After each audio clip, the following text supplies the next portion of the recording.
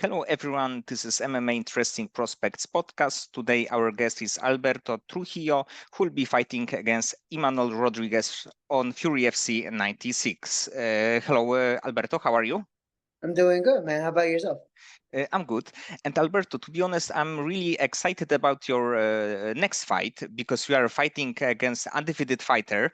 He may be a little bit less known because you fought against like who is who in the regional scene. But if you can tell me, what do you think about him as the opponent? And did you have any chance to watch any of footage of his fights? Well, I think he's young, and I really think he's hungry, so he's obviously motivated. I know he's 4-0, he's undefeated, so he's probably got that going for him right now. And I do some film study, and I've noticed he has pretty good hands, so I got to make sure my hands are up. I don't want to get caught with that leading hook. And at that point of your career, would you be interested in like get another like bigger name, the more experienced fighter, or you are okay with taking this kind of fights that you can take the O from your opponent? I mean, obviously, I want to fight the bigger names, but my goal for this year was to try to fight 4 times. And so right now I'm taking whoever I can take. So if they give me an undefeated prospect, that's cool. If they give me a good name, that's cool. If they give me a title shot, that's cool. I don't care. I just want to get the fights in. So the next fight should be for you like November, December, right to take the 4 fights. If everything works out, obviously things happen in there sometimes. You break an arm, you break a leg, or a rib or something like that. So then you might have to take some more time off. But yeah, hopefully, if everything goes out the way I plan it to be, you should see me back in December.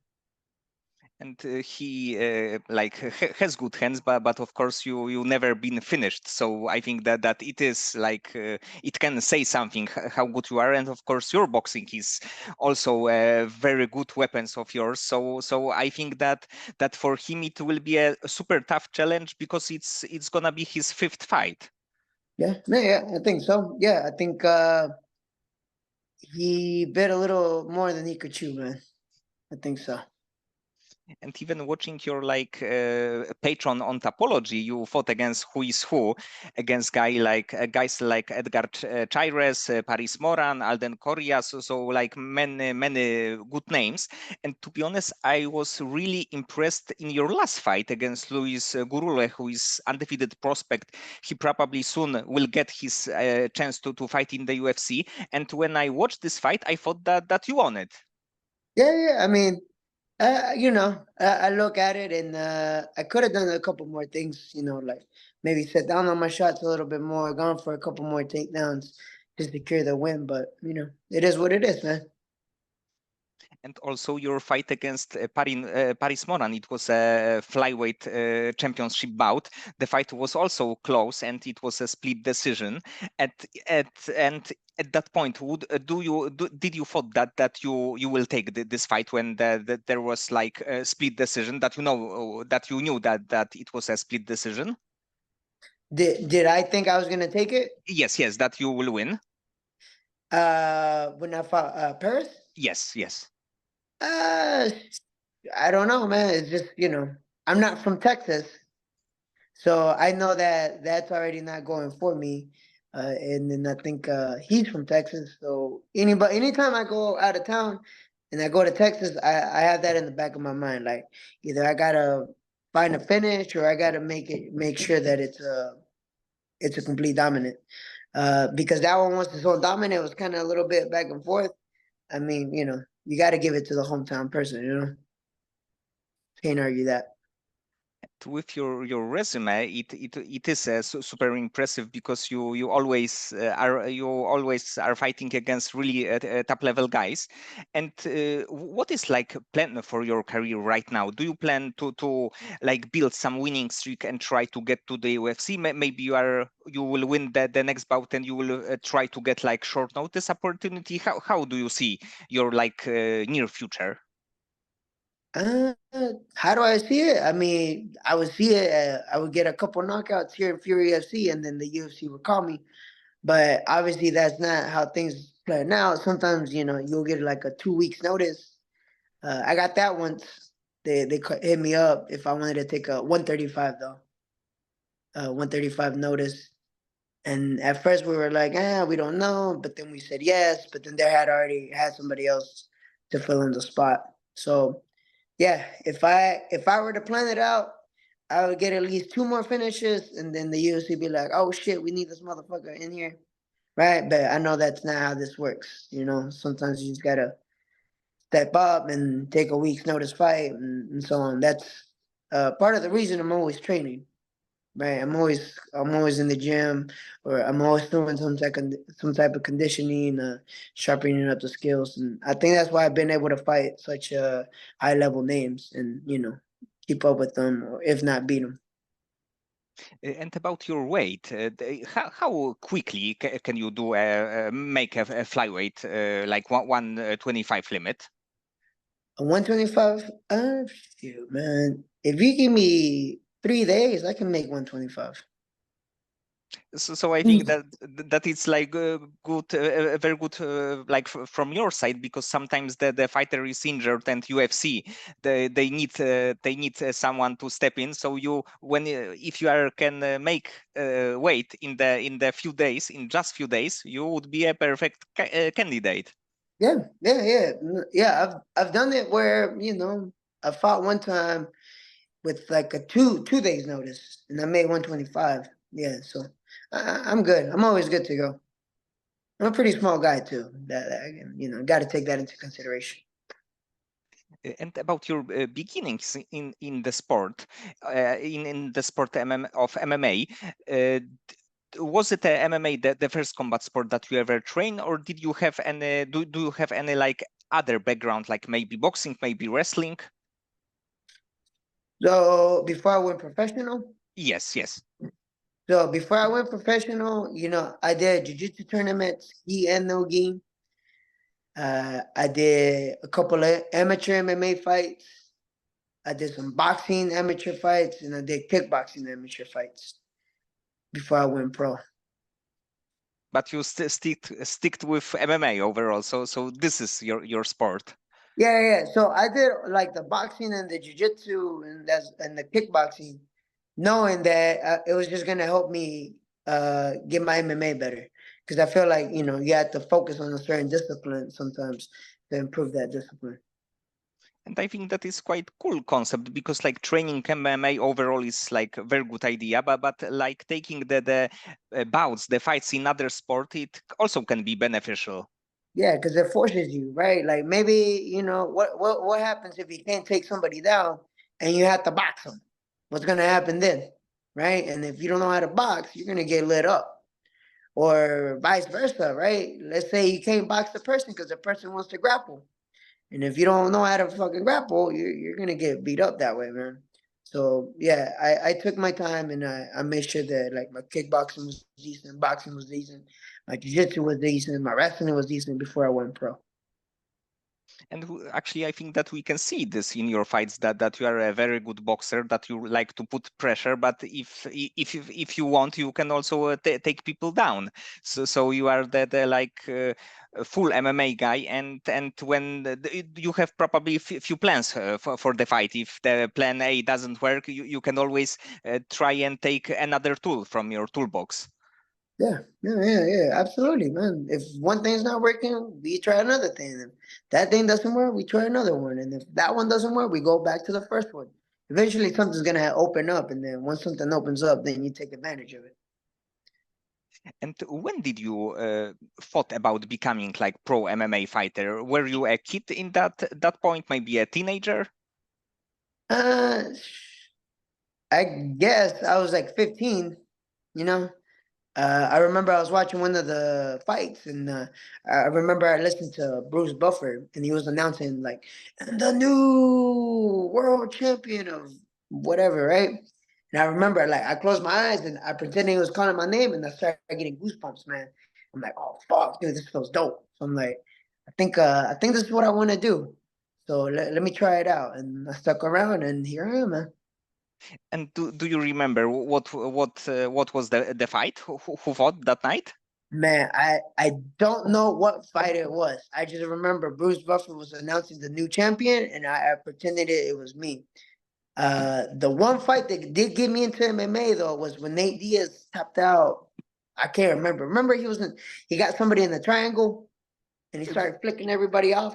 Yes, yes. I remember the fight. I think that he had like few triangles in his career, but yes. Yeah, but there's one particular one where he's like flicking everybody off. Yes, probably it was a Kurt Pellegrino. I think that it was the fight. Yes, but it was like one of the iconic moments. Yes, dude. That when I saw that fight, I'm like, oh, dude, this guy's like making the other guy quit off his back. Like, what is that? Like, I didn't understand that. Like, what's going on? Why does the other guy just get up? Right. So that was the fight that I was like, dude, I got to learn this stuff. Yes, he definitely made a lot of this kind of moments that Yeah, people yeah. will remember Yep. for many years. Yeah, absolutely. And what is the like main gym that right now that you are training in? Say one more time. What is the main gym that we are training in? Oh, the main team. Yes, gym and the team. Yes. Yeah. So I was with Alliance MMA, but COVID and like the buildings getting shut down and stuff like that. That team kind of dispersed a bit, especially after COVID. COVID made everything weird, and then our head coach Eric Del Fiero, he's now in the Mexico PI, UFC PI. So he left, and once he left, the Alliance team is kind of no longer. So now I'm with Azteca Boxing, and it's all the same coaches from Alliance, with the exception of Eric Del Fiero. So it's the same team, just a different gym with a different name. Yes, definitely a very good gym. Yeah. It's a good gym. We got Phil Davis running wrestling practice, and then we got Adam Pride running striking. Adam Pride is Angela Hill's husband, and then we have Adrian Melendres running boxing. So yeah, it's a pretty good team. And about Phil Davis, I think that unfortunately he didn't fought for UFC title, but like 10, 12 years ago, I thought that he will fight John Jones for the title because he was such a good fighter. Yeah. I mean, he's still a good fighter. He was supposed to fight in Bellator, but there was like a problem with USADA, I think, right? A problem with USADA where they said like, oh, you don't have to turn in certain paperwork. And then they're like, hey, where's the paperwork? And they're like, you didn't tell me to turn it in. So his fight got canceled because of some paperwork. Yes, Because they used that, really. Yes, but still, for many years he was like top ranked light heavyweight, beating like really good fighters. Yeah, I know. Yeah. So it's pretty cool to learn from him, man. He's got some cool stuff. And do you have a? I always like to ask this question, but do you have a like prospects, young prospects, maybe right now on amateur level, maybe early pro, that can be a future UFC stars or like overall MMA stars? Yeah, we do, man. So I trained there at Azteca, but right next door to it, there's another gym called Bonita Martial Arts Academy, and that's where I work. So I train in one gym and I work at the other gym, and it's literally like half a mile down the street. So that's pretty cool. And at Bonita Martial Arts Academy, we have a young prospect. He just won the state title. His name is Daniel Reyes. I really think there's a really bright future ahead of him. He's a hard worker. He's talented. He's a really good student. He's very dedicated, and he's a hardworking man. So I really hope to see him do big things here in the near future. And because you are right now the training in your team, do you ever think about being a coach after your career will be done, but the coach of the like pro fighters maybe on the UFC level? Yeah. I think that's like the long-term goal when I left. So I don't know if you knew this, but I'm from Arkansas. I'm from a very small town, and I joined the Navy, and I ended up getting stationed in Hawaii, and then I ended up moving here to San Diego once my contract was over. But when I left, I was like, I have to leave this town so I can go train because there's no gyms out there. So I had to go learn from all these, black belts and all these professionals. So I left for that reason, knowing that one day I would go back and start training fighters. So yeah, I would like to train some fighters in the future. That'd be pretty cool. And probably also it is tough and probably also a stressful thing, because one thing is when you are in the cage, you can be stressed, but when you are outside of the cage and you're like one of your students is fighting, it's probably also it is a really stressful thing. It can be stressful, man. I guess depends how you take the stress. I like to get in the moment. And it's like I'm in there, right? So I'll be cornering the fighters. I'm like, oh shit, he's open over here, bro. Hit it, hit it, hit it. And as a matter of fact, a couple weeks ago, I headbutted one of my fighters in the middle of rounds. I'm like, let's fucking go, bro. Boom, right? And then I fucking cut myself in the middle of rounds. So the cut man had to go into the cage, not for the fighters, but for the corner man. So I get hyped, man. Yeah, I guess it's stressful, but I kind of like the stress. Kind of like fighting, it's stressful in there too, but I like that stress. It's enjoyable. Yes, this is a kind of crazy injury. Exactly. Yeah. How many times how many times you heard of that? Yes, definitely. And when you are like in the training camp, you are training for the fight. Do you have any like moments that you are that let's say are tough days in the gyms, that you are a little bit beaten up, you are tired, but you know that you have to be in the gym next day? Do you have this kind of days? Oh hell yeah, man! All the time, almost every other day is like that, right? But one thing I have gotten better at is like staying present, right? Focusing on the next 5 minutes, focusing on the 10 minutes. What's happened in the past is I'll be in one training session, and I'm thinking about the next training session, like, oh my god, like what's gonna happen if I push too hard today or right now? Like I'm gonna be too sore for tomorrow's training session, right? And feel like that kind of fucked with me, right? But now I'm like, no. Hey, take a deep breath, just focus on the next 5 minutes. All right, those 5 minutes over, focus on the next five, and next five, and then so on. And that's how I get through the moment. So once I start getting tired, exhausted, just focus on those 5 minutes, man. Yes, this let's say small steps, small like short term goals are Yeah, very exactly. important Yeah, to yeah, survive. exactly. And do you have any name from the UFC that you would like to face? Let's say that right now you will get a UFC contract. Do you have a name in mind that you would like to face? Shit. I don't know. What's that? Van Josh? Who's that guy from Fury that went to Joshua the Van. Joshua Van. Joshua Van? That'd be pretty cool. Maybe run it back with Edgar Chairez. That'd be pretty dope too. Those are the only names I can think of right now, to be honest with you. But Like I over, said, small steps. So I haven't, since I'm not in the UFC, I'm not looking into them yet. I'm focusing on Mr. Rodriguez right now. and in a few months, let's say that other big promotion would contact you about giving you a contract, maybe one, or maybe rising the definitely the promotion that got a flyweight division. Would you be interested in going there, or would you prefer to stay a little bit longer on the regional scene in Fury to get a UFC contract? Nah, I think I would go with like Resin, or one. Yeah, it's just because what was I gonna say? Fucking, I've been in the regional scene for a little too long, I think, and then I'm seeing, these 22-year-olds, 23-year-olds are in the fucking UFC. So like I'm like, kind of falling behind. And I'm gonna be honest with you, like, I'm kind of running out of time. Like sure, I got like 4 or 6 years, maybe more, but I'm honest with myself. Like I know that my time is running short. So I think I would take a contract with one or Risen, something like that.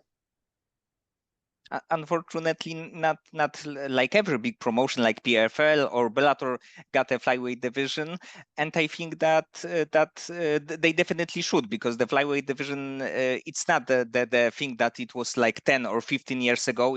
I think that it is a really good division for now, and every promotion should have it. Yeah, it's action packed, man. Like the flyweights are some of the most technical fighters, because in the gym they're usually the smallest person, so they have to do shit the right way. They can't muscle out of things. They can't, just punch you hard. Like they have to touch you, right? They have to move. They have to do certain things a certain way. And I think the flyweight division is one of the most interesting to watch. One of the most exciting to watch. Fast paced, it's quick, and like I said, technical, And Demetrious Johnson like retired last night, and of course Oh yeah, that's right. he's one of the like top 3 or maybe even the best fighter in the history of the sport. Do you have any like favorite moment of his career, because he had like so many title defenses? Do you have maybe one moment that you think that you have in your head about his career? Bro, when he hit that the body lock to the armbar, you know what I'm talking about? That Yes. shit's so sick, bro. Yeah, that I'm always remembering that one, bro. I'm like, damn, dude, he hit that shit. That shit was dope. It's pretty cool. Yes, and this is crazy because it was, I believe, the Ray Borg fight, and he was a like top level contender, like top 2, top 3 guy, not just amateur on the training. So Yeah, yeah, it was definitely from the yeah, like the move like from video game. yeah, dude. It was sick. That one, and then also when he knocked out that one guy at one with the knee. Remember he knocked him out in the first fight with the knee. Yes. I just thought, I just thought it was like poetic. That Demetrious Johnson came back and knocked him out with a knee. I thought it was pretty cool. Yes, I think that overall from his career you can pick so many great moments. So and it means that his career was so great. Yeah. You got one? No, the armbar for me it was The also armbar? the. Yeah, right. Yeah, you agree with me. Yeah, it's pretty dope, man. I think that it can be the best submission ever, to be honest. Yeah. That one, I mean, Nate is flicking everybody off too. That's pretty cool. And outside of MMA, do you have any like additional hobbies or passion not involving MMA? So when I'm not in camp, I like to video edit. So like I like filming like the students, and like I like making like little reels for them, or video edits, little things like that. I'm not like super great at it, but like that's one of my hobbies. I like doing that. I like watching movies. I'm usually pretty tired after training, so on the weekends I just stay home and watch movies after I'm done cleaning. And Those are what my is fun your jobs. Huh? what is your favorite movie of all time? My favorite movie of all time, I think it's Wolf of Wall Street with Leonardo DiCaprio. Yeah, I think Yes. that's one of my favorite movies of all time, man. Yes, it was a definitely great movie with also a lot of scenes that you can like remember. Yeah. Yes. Okay, Alberto. So many thanks for the conversation. I think that it will be a good fight. It will be like record-wise the prospect against veteran, but I also would consider you a still prospect, that the guy who can and should be in the biggest promotion. And I hope that with the win next year we can see you in the UFC, or maybe you can get there by Contender Series. Yeah, we'll see. I mean, that's the plan, man. That's what I'm always working towards. Working hard, keeping my head up, and keep pushing.